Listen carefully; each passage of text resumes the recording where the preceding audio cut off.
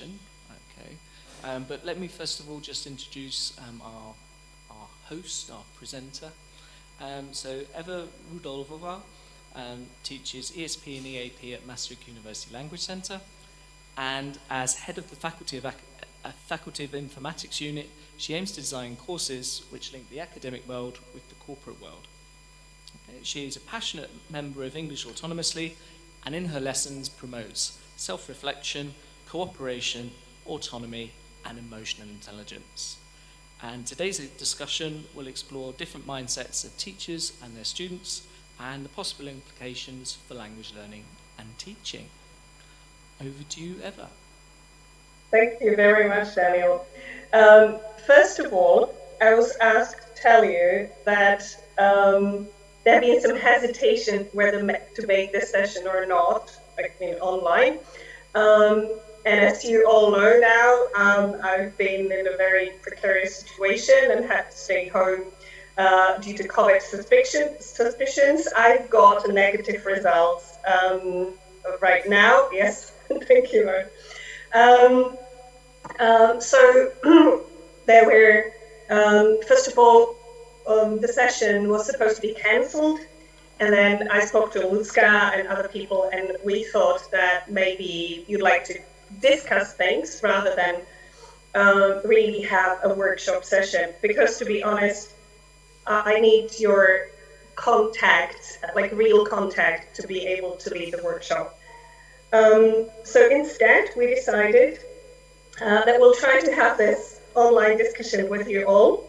And I'm very happy you all came. If you expected a real workshop, then I apologize for everybody. But again, I do think that meeting you like this is better than not meeting you at all. As I realized, you have a microphone amongst you. So, yeah, exactly. So when you want to speak, and please do, you need the mic.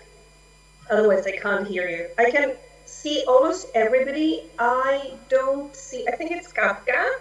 Katka, if you move just about 30 centimeters, I'll be able to see your head, not only the rest of your body. Lovely. Thank you.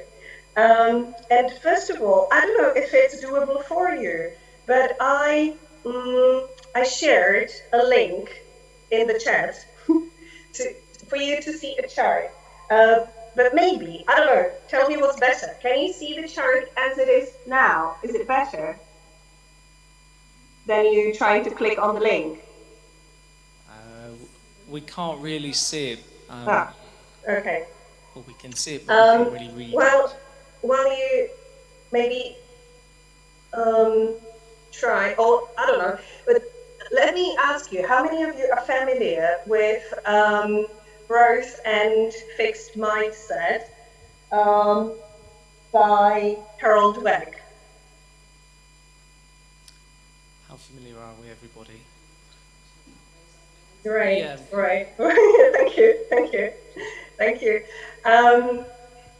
This discussion is not only about her conception of mindsets. I planned it differently. So I'll tell you the plan, and then we start the discussion, I guess. I wanted to sparkle a discussion on different sort of mindset, more general than just growth or fixed, at the beginning of the semester. Because I think that mindsets of the teacher and then colliding with the mindset of students, and they often bring the mindsets of their parents into the classroom, influence learning very much.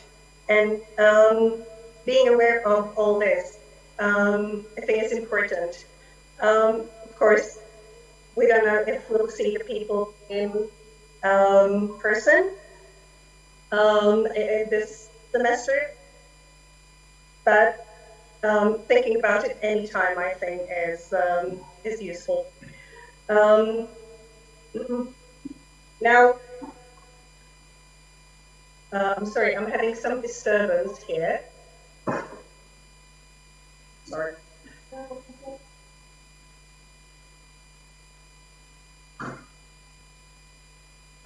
Sorry for the Now, can you tell me if you've ever thought in the classroom whether the students are, whether they think that either they've got the talent for languages, I think it's very difficult, or whether they think that if they work hard, they can actually do it.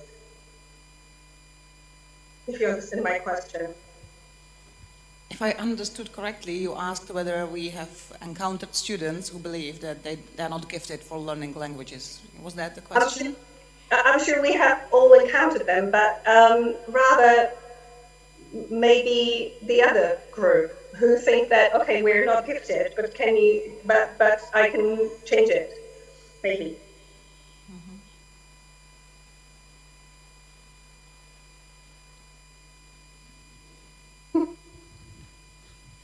Hi.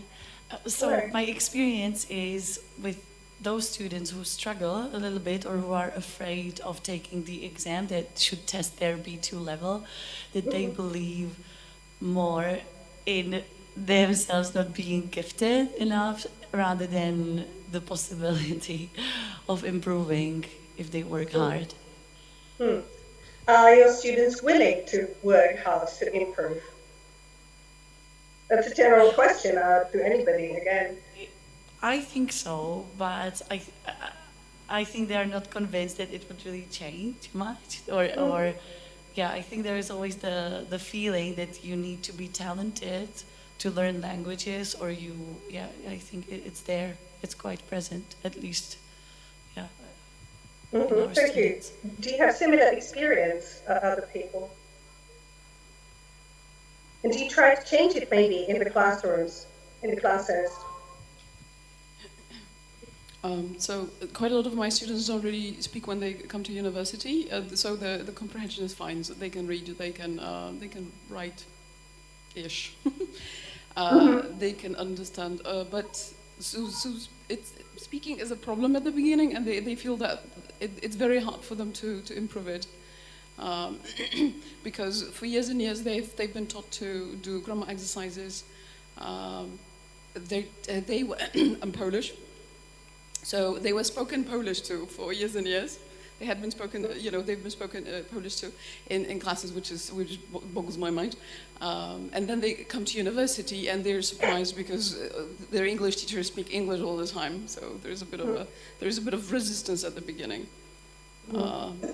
And they panic and they're scared and they don't believe that they can change anything. And they tell me about their experience, and it's usually the same, well, or very, very similar for many of them.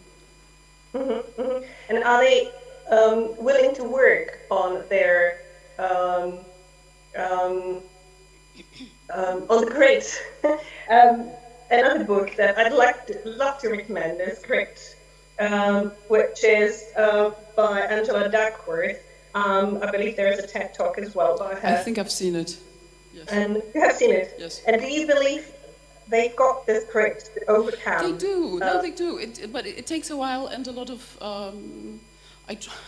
I try to lower their inhibitions by being funny, cracking jokes and telling about my own difficulties and how I, went to the UK for the first time at the age of 28, and I didn't understand people in the street when I was supposed to get from London to Cambridge, and I asked for directions 3 times, and it was very frustrating. So I tell them about it, straight away, and it takes a while. But even students I would call weak. After a while they tell me that they've been to somewhere, and they were able to communicate, and they were not afraid for the first time in their life. So it does happen. It does. And I understand it's because you speak to them about their difficulties and you speak about these things, you make them aware, so that they realize it's perfectly normal. I was interested in whether other people in the room now, whether they do the same. If you talk to your students about these difficulties, about the grit that they actually need, or some sort of inner force that they have to use. Yes. So I tell them sometimes that they have to be prepared to suck at the beginning. and just go with it. To fail. Yes. Mm-hmm. I could add a few words here. So my experience is that I tell always my students that it's perfectly normal to make errors, make mistakes in English. That they should, at first place, should not be like afraid to speak with me. So communicate. So communication is foremost thing in our classes. If they make a mistake, a grammar mistake, or they can't think of a word, I always tell them it's okay. You can paraphrase. The main thing is not to be afraid of to speak. Somehow make yourself understood. We are human. Okay, we make mistakes. It's perfectly normal. Do they trust you? do they believe you? Do they? I mean, in terms of I'm sorry. Real behavior, then. Yeah, I try to be the role model. So Okay. I'm not perfect. I make mistakes. I've probably made a few in the past few minutes. So, but the main thing is to step out of your comfort zone. If you stay silent for a few seconds, it's perfectly normal to be silent. To think about. It's nothing awkward about that. Yeah, I quite like Michael Jordan's quote. I think he says something around I've missed hundreds of times and I failed my team so many times, I disappointed them, etc. And that's how I actually won, or how I became good. I think mistakes and failing are a huge area. For the actual workshop, I had some activities planned around that. So maybe some other experience. Does anybody want to speak about mistakes and failing in their classrooms? Or not really? Okay. I often see the mindset that what I know in a language is enough. I've learned this either because I've got talent or because I've been watching some movies. And now it's okay, it's enough. Because if I want to improve more, that would mean doing it in my own free time, and I don't want to do that. Have you got similar experience? I also teach art students, and they have obligatory language education, but sometimes they don't take it that seriously, or it's just something extra, although they're obliged to really take 6 semesters of English classes. And sometimes when I speak about their mistakes during the exam or in class, I try to distinguish which type of mistake still makes the sentence or the communication understandable, if it can pass the message through or not. Because I think it's important. I don't know how it is with you, but very often our students, at least in the Czech Republic, are very concerned with being grammatically correct and precise, and so on. So if they don't choose the tense correctly, I say, look, I would understand this. I know what you are trying to say. In some contexts, it could be confusing if it's about the past or the present, but from what you've said, I understand. But I came up with this comparison of English to drawing, because I thought, okay, it's a skill, so you can choose to have very, maybe fast, or you can draw like this, or you can work and have very fine drawing skills. And I think it's the same with English or language skills in general. Once you reach a certain level, then I really do think it's about practice, So I try to compare it to them, because I treat it as skill that you can refine somehow. Yeah. That's a very nice analogy. Thank you. Just maybe to make them understand that it's really up to them. It's related to your question, that from now on they can just dedicate more time and have a really nice drawing, or detailed, precise drawing, or they will stay where they are, and it's also fine, but it will be a bit clumsier, I would say. Yeah. Yeah, sorry. So just to add something, I actually have a different experience. Most of my students are quite confident because Eva and I teach IT students, and they think that their English is already perfect because they've been using it for everything they do. And so it's sometimes, yeah, it's sometimes really hard to convince them that there's room for improvement. So I sometimes struggle with encouraging them or making them see that it's not enough.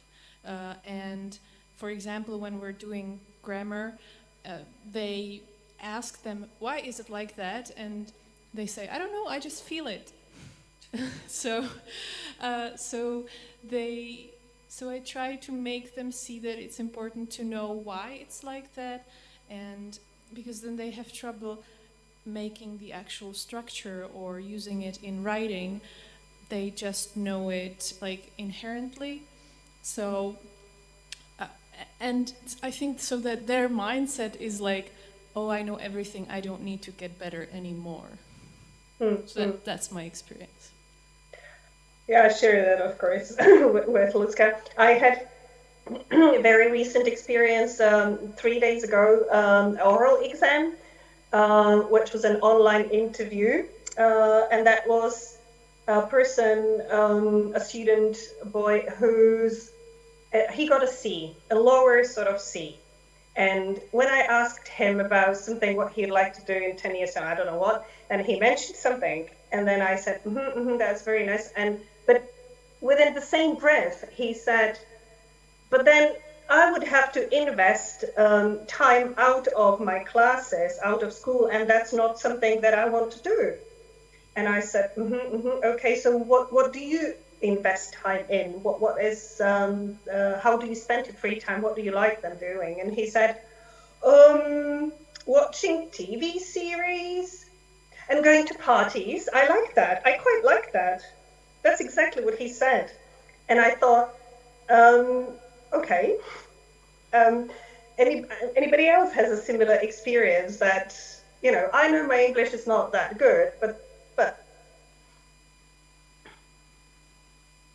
okay, we can move on. It may be only me and Lucy. I wondered if you think about the way you praise your students or tell them how good they are. Because Carol Dweck, in her mindset theory, distinguishes praising for effort and praising for talent. Have you ever thought about how you tell students that they did well?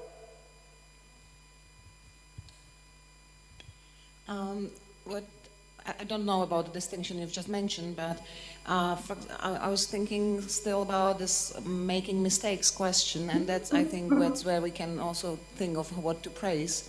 And that's a moment when I try to praise students for trying, for opening up, for not making suggestions that might not be completely correct. And I think it's also our task to think of situations when they are really motivated to try, to give them some kind of challenge that is acceptable, to really make the context and the situation such as it's inviting, and so as they are really trying and feel okay to make mistakes and try to express themselves, focus on fluency or passing the message through, as you said. Yeah. Mm-hmm. Mm-hmm. Just to the question of praising people either for talent or making progress, let's say, I must say it's quite individual, and I do that based on the personal relationship with my students. Mm-hmm. After I find out what kind of mindset actually they have, how they think about their talent. By the way, my experience is that the more talented the person is, the more they tend to underestimate their skills. So that's the time when I come and try to motivate them and ensure them that their talent is enough and that there's like the place for improvement or room for improvement. On the other hand, I have experience with the overly confident students too, actually from IT. So they have gaming vocabulary and they think they can get away with it in any situation, really. So there I'm quite cautious about praising my students, because if I do, I feel they will stop trying. So I'm really careful how much I praise the students. But that's my experience in like whether to praise the talent or let's say improvement or progress. Mm-hmm. Do you feel the same? Yeah. Just to follow up on this, I believe it's a choice in the end. Like what I said about this clumsy drawing or really fine drawing skill, I think when you are an adult, the teacher can be telling you you have to do this, or he or she can praise you for skills or for talent. But I think in the end it's a choice, and if you want to be, you know, if you are fine with sometimes not being understood, you know, I think there is actually not much we can do in the end, and that's what I stress when I talk to students, that they really, it's up to them. I would like it, I don't know, I can suggest that, or I advise that, but it's their choice. And I think maybe for IT in the end it's enough what they have, you know. So yeah, true, yeah. Then the exams, it's something different. I thought you were going to speak. That's okay. That would be a completely different debate, of course. I just wanted to give you a maybe interesting fact.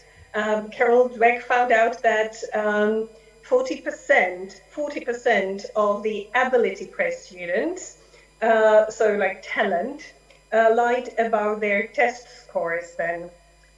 Because if you apparently praise for talent, students do not to have their flaws exposed and have their talent questioned, and then they tend to avoid challenging tasks, and they need constant reassuring, and they become fragile. In the mix comes also praising for speed and perfection, because very often teachers say, without really thinking, oh, wow, you did that fast, or oh, you have no mistakes in here. So apparently, students then don't want to try something hard because they might fail, and in this sort of mindset, they don't like failing. And also, apparently, she says that it results in a workforce that is becoming more fragile again, and needs a different sort of managers, for example, than we were used to have. Would you like to join the debate on this?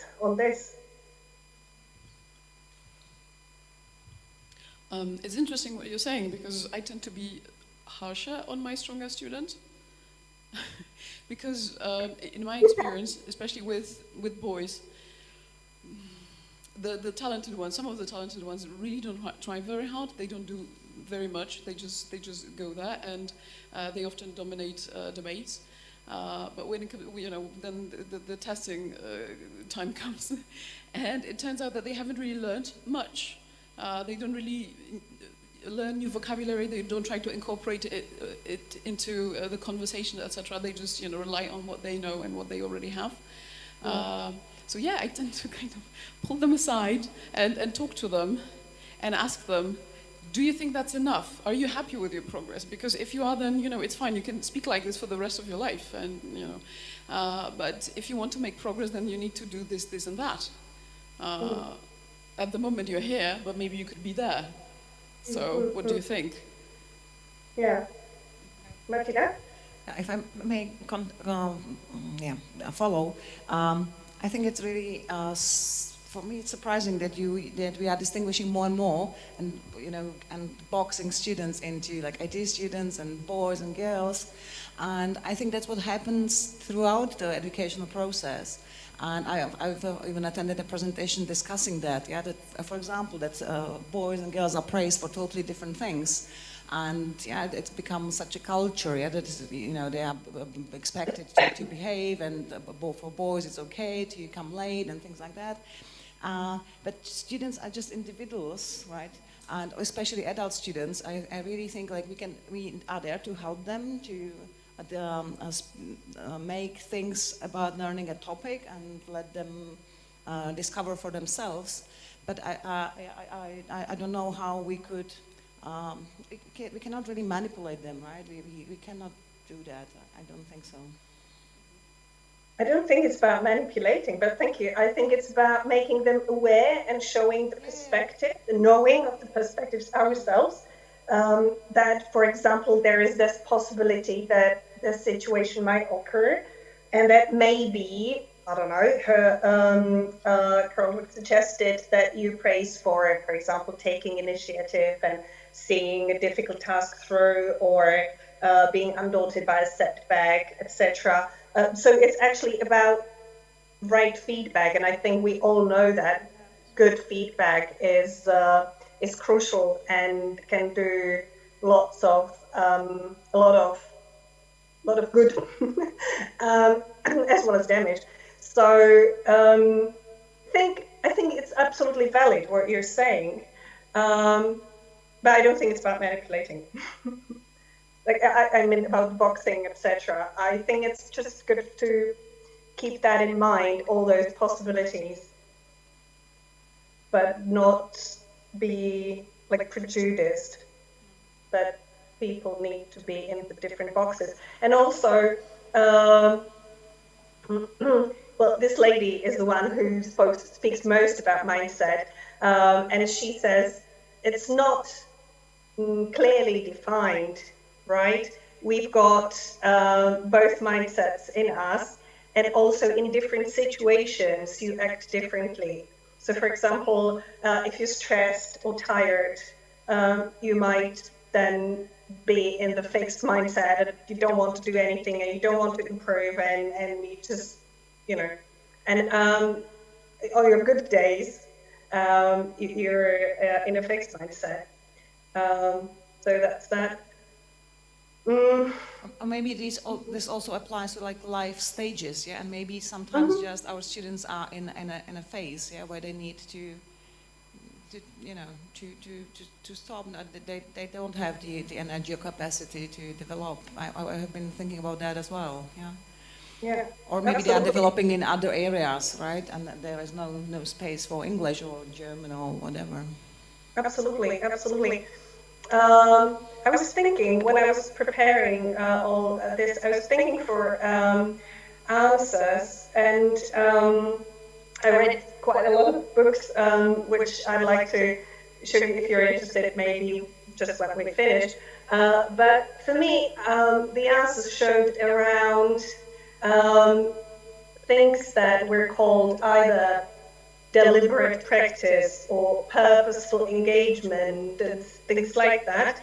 Of course, this is for the people who are at that moment interested or able, as Martina said, they might not have the capacity, but if they do, so what can help? And there was always something that these labels had in common, and that was clearly defined goal, and then sort of plan for the students, then of course the feedback, and also like a plan B, or what do I do when I don't go through with my plan as it is planned, and along with that, different rituals, if we may say, that will help me. And I thought this was very similar to what we do in English autonomously, Martina, that we try to go through the plans, etc., with the students. I don't know if there's space in the classroom. Do you talk to your students about creating particular plans that they might set for their learning?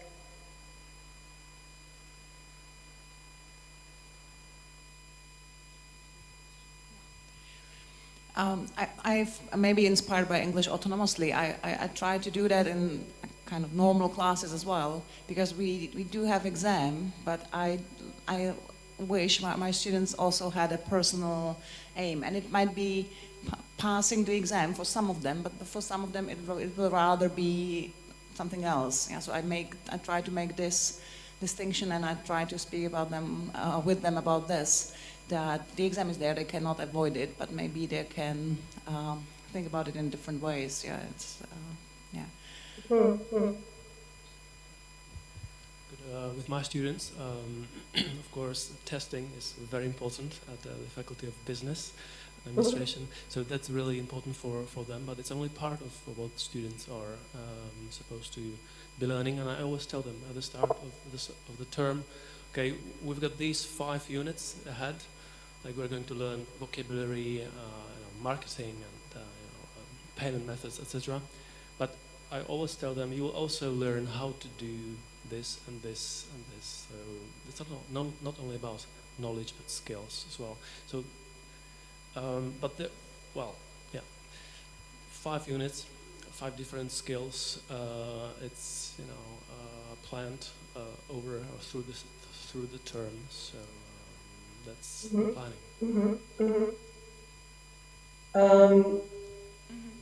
Yeah, Martha?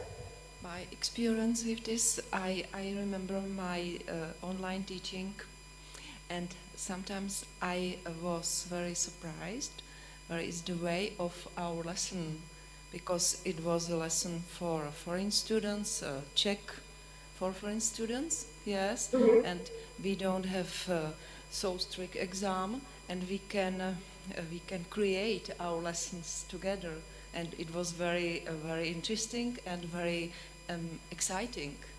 Thank you.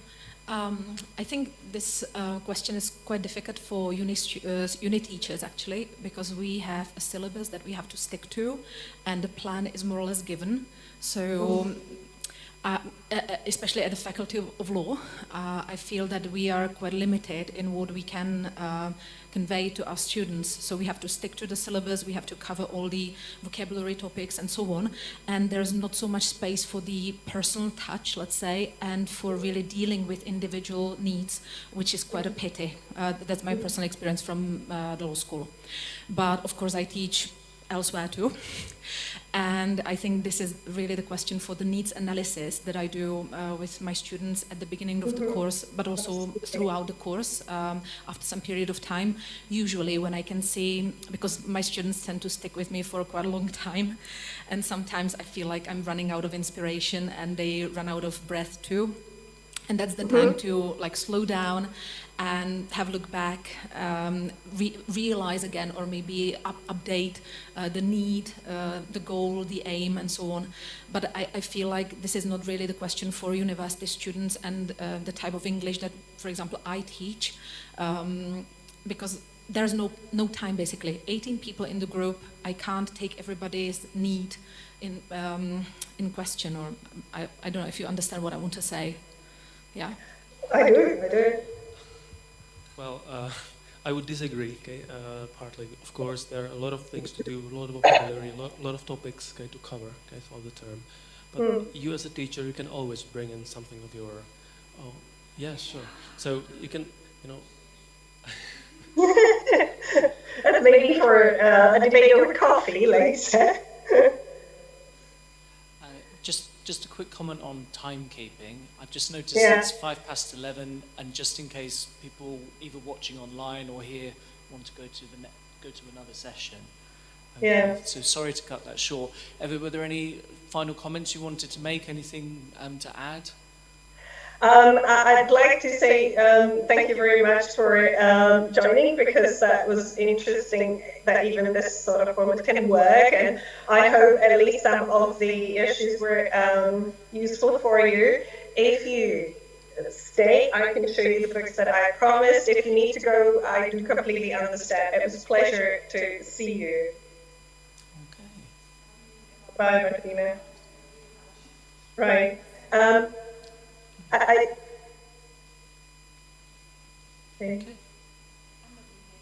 I just wanted, Katka, can I comment very briefly, Katka? I wanted to say that you've got your target, your plans given by the, unit, let's say, but every student has a different level in different ways, so they can do their own individual plans that you can encourage, theoretically. But I tried, also, inspired by English autonomously, and even though I walked around the students, asked them specific questions, etc., they still weren't able to come up with a concrete and feasible plan. Where do you need to improve? Oh, not sure. How can you do that? Watching some movies, that's the answer to everything, etc. So that was actually behind my question, that I wanted to know if anybody had an experience with really trying and getting goals out of students. I know it's difficult, because if I want to do something, I don't know, if I wanted to get fitter, I'm not sure if I would get a nice plan that I could stick to, and then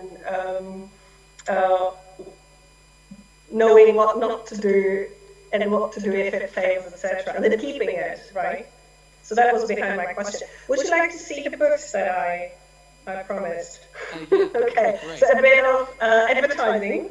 I showed you the mindset, that's the Bible, I guess, by Carol Dweck.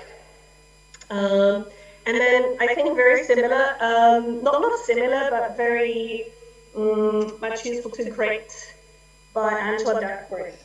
Then I found very useful, even though slightly different, something with a sort of funny name, called Deep Work by Cal Newport. That's more about focusing and distractions and things like that. Then some two books that actually talk about mindset and things like that. One is 10 Mind Frames for Visible Learning. This is very detailed and lots of insights, as you can see on the picture. Quite dense. And then Growth Mindset Coach, that's much lighter, but gives you a plan for the whole year as a teacher, which parts of the mindset you can work with every month. But it's more general, it's not for university teachers only. It's really for inspiration, sort of interesting, certainly. If you want to, I've got all those books. But I can't say that you can apply the whole book throughout for your semester. And the book I really want to mention, even though it's a completely different mindset, is something that you can't see, I'm sure, because it's called Quiet. And it looks very quiet. And it's also called The Power of Introverts in a World That Can't Stop Talking. And I think that's, again, a different perspective on mindsets. Because language classes are based on speaking and interaction, etc. And that's not always what people who are introverted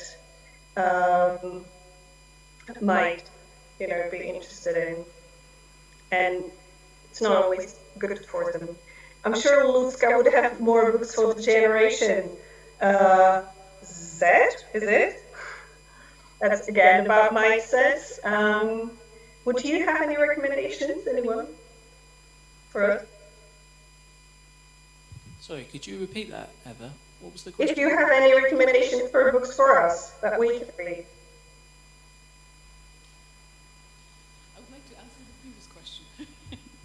Actually, I have I don't know if there are any books that I can recommend, but I'm trying to think of something. But I actually have a comment about your earlier question. So Do that. at the beginning of the school year, obviously I have to give them the requirements, and I tell them about different, how they can improve different areas of their English, and then I try to, remind them of them, throughout the term, and they often come to talk to me, and they ask me questions, how can I improve this, how can I improve that? So, for speaking, for example, so there is a Polish Facebook profile. It's called Language Exchange. So this is how I've been working on my Italian. So I exchange my Polish or my English for somebody else's Italian, and I tell them, okay, look, if you think you have nothing to bargain with, you have your Polish. Lots of people want to learn Polish. So, why don't you find someone? Why don't you find a new friend? Like This is the best. This is the best way. The forums. I'm sure that here, it's you can find someone you can talk to. Then, for reading, of course, Penguins and, some newspapers, and where language is a bit more accessible, not necessarily The Economist straight away. I borrow them, I lend them books sometimes. I've organized something like a book fair, so they've been exchanging books, and it's been working really well. Sometimes it's not even about lending and borrowing. Sometimes they give books to someone, and they get so for keeping. So I try to give them recommendations for every area, and I'm actually quite fortunate because I teach psychology students and film majors. So with film majors, I have no course book. We can do whatever we want. So I write my own material. And yes, and they actually participate in the process of creating the syllabus in a way. So we can anything from Tarantino to very obscure female directors and so on. Thank you. Yes, I think that's it. Really. Thank you. Do you have any questions for me before we go? Can I ask if and how you've managed to incorporate mindsets in your classes? It's a very good question, and I don't know how much time I would need for that. But for me, you probably know I started with emotional intelligence, soft skills and emotional intelligence, let's say. And everything I learn, I try to incorporate, certainly indirectly, thinking about it and how can I apply that to the classes. Sometimes I do steps that are more concrete with mindset, grit, and all of this. As you know, we've been at home since March. So one of my ideas was, of course, to try it out on students and then talk about it at the workshop, which just didn't happen. But as I studied the things, I realized I do lots of work. For example, the planning, different sort of feedback, reflection, feedback, trying out again, cycles, and you do too, only you're not aware that it's actually working with mindset. I'm also trying to think about the next semester, which of course rumors say will be online again. So how to incorporate that. But there, I think it's even a bigger challenge. I'm not sure, Daniel, if I answered your question this way, but if I went into more detail, we would probably be here like 20 more minutes. We probably need another discussion or workshop just for that, don't we? Yes. No, thank absolutely. you. That was interesting. And please, not an online one. Not that it wasn't good, but it's got a different dynamics. Does anyone else have it? Yep. So I just want to ask if you think that teachers in their teacher training, if they are or they should be trained on mindset and emotional intelligence? Because I remember from my studies that we've never even touched upon the topic. So we were taught like how to teach and the subject matter, but this was kind of skipped. So when you then go out of your studies and go in the classroom, you're not ready for like these students, those students, how to approach them. So do you think it's important? Should it be involved more? And so Thank you, Lucy, for the question. I'm not sure if it is done because I wasn't actually trained a teacher, but I absolutely believe that it should be done, and that not only that the teachers should be trained in emotional intelligence and mindset and all this awareness, but that they should actually then teach it to children starting, I don't know, primary school. As part of their curriculum, because it helps. One of the benefits is that you get to know yourself, and the moment you know yourself as a learner, you can improve better. And then I think the teachers would have less hard work persuading the pupils and then the students about lots of the issues that we're actually discussing at this conference. Does it make sense? yeah. But I know it's a utopian thing. I actually trained as a teacher at the Faculty of Education, so we had the subjects psychology, methodology, and something that I forgot. It's been quite long. But I remember clearly that in psychology we actually touched these things, and we went through the whole concept of children's psychology, teenager psychology, adult psychology, but maybe it was just me because I was really interested and fascinated by that topic that I read like extra books and I went like out of the curriculum. So I feel like I was sort of prepared to incorporate the emotional intelligence things and the mindsets too, but not that somebody told me at school or at uni, but it was my own like activity. Yeah, exactly. So it is slightly touched, but I actually don't know how about now because it's been many years. So maybe it's not that many. But I definitely think this should be part of it. And it's slightly philosophical, but you know, I've just come back from my maternity leave, being like 5 years away from not really 5, 2.5 years away from the university life. But I've been teaching all the time, and I've been thinking a lot because I've been teaching for 15 years now, and I come to the point when I'm thinking what's good, what's wrong, what's bad, where I should improve and so on. And I was thinking where the change should start, talking about all these things that are taught to future teachers at the faculty in comparison to what's actually taught to students at schools, if you understand what I want to say.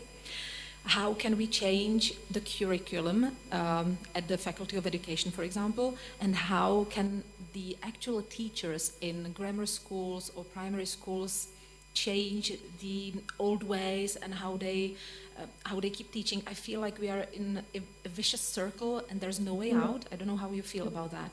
And that actually touches the topic of the mindset and the emotional intelligence.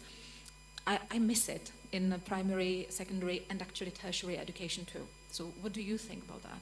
Have you thought about the same thing, or am I just influenced by my kids now? I don't know. I think it's sadly the same in Poland. So I started teaching 12 years ago, and this is a very short anecdote. So 12 years ago there was a younger teacher than me because I started teaching at 28, and there was a teacher in her 40s, and both of them spoke a lot of Polish. So just starting out, knowing very little, etc. I was a rock star in that school, which was very sad and depressing.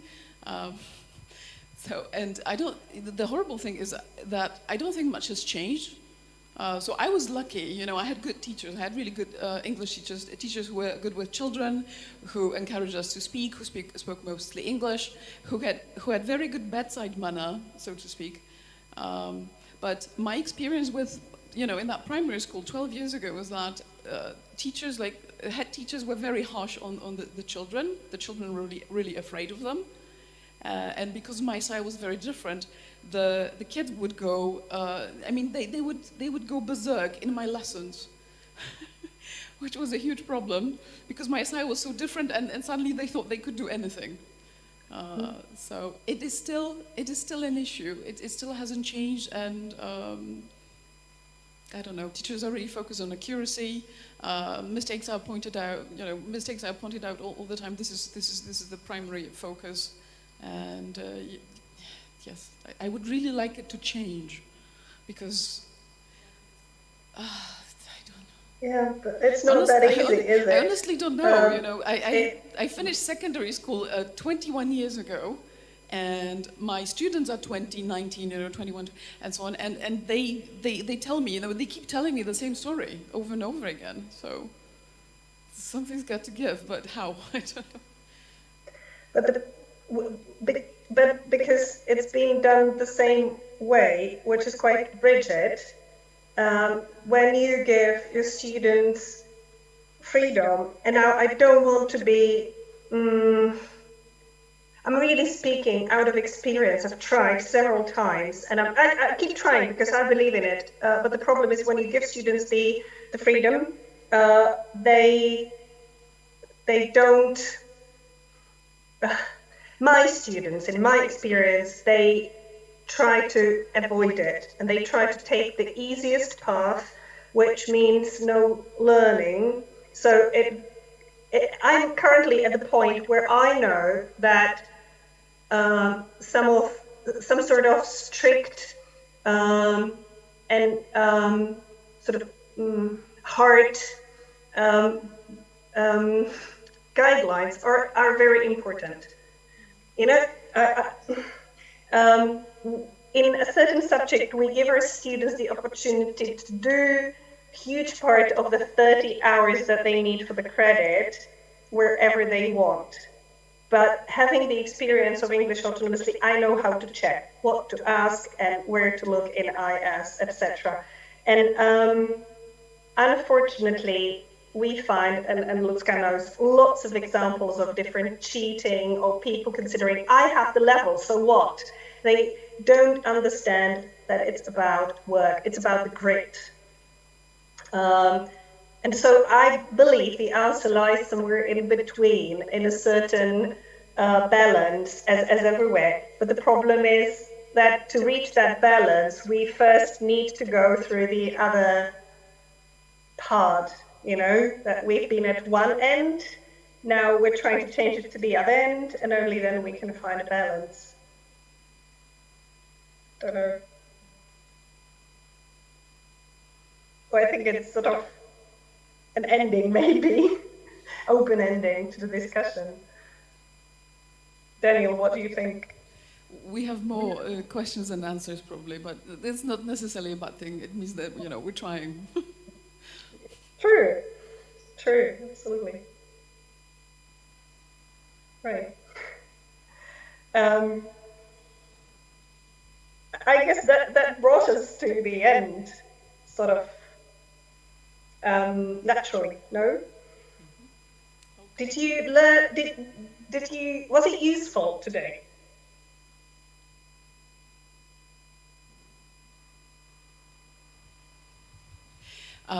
Right now, I mean, with your last question, I was thinking about, you know, how much freedom I should give my students, and I think I should definitely, you know, so personally, I think I should definitely encourage autonomy, and maybe encourage them to, so at the beginning of the year, the term, have them think about the goals they would like to achieve, and then, you know, so kind of monitor that, because people tend to, you know, just generally in life, they tend to drift, from one moment to another, not really knowing where they're going.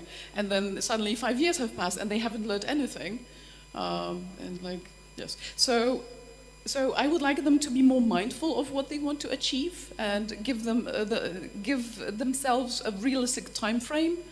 That they could maybe ask me about, and because obviously I have more experience and I know what the realistic time frame is, and I could advise them on the means they could use to achieve that, and then we would check in again at the end of the term, and then again maybe at the end of the year and so on. So this is something I've been thinking about incorporating into I think my it's the only way forward, but it's a hard one, and everybody has to learn how to do it, the students and the teachers, because it needs to go closer what it actually is, not what we think it is. We are teachers, I mean. Thank you. Can I? Yes, Lager. Just one comment to go back to your original question. Thank you. Yes, Eva, it was very useful. Thank you very much. Again, you've Thank come you. up with the... Thank you. So it was worth trying and worth negotiating this online. Again, you've come up with wonderful books. I won't have time to read, but at least I know about them. So maybe sometime in the future. Good. So we can have coffee some other time, and we can discuss them. Don't worry, I've read them online. So. Thank you. Thank you very much. Enjoy the rest of the day, and it was glad to be with you. Thanks very much again, Eva. It was very thought-provoking. Thank you. Bye.